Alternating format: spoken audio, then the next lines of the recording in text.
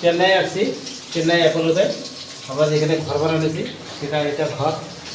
এটা ওই যে জানবুকে নিয়ে আসছে, ওই যে যাইবো, ওই যে যাইবো। কে কে এই যে মাছ রান্না করছি, দেখো মাছ, এই যে মাছ, এই ফুলকপি দিয়ে মাছ হবে, ফুলকপি এটা দিয়ে মাছ হবে। ওয়াও, মাছ মাছ ভাজা দেখি। কে কে না না, কেউ না, আমি ভিডিও করছি।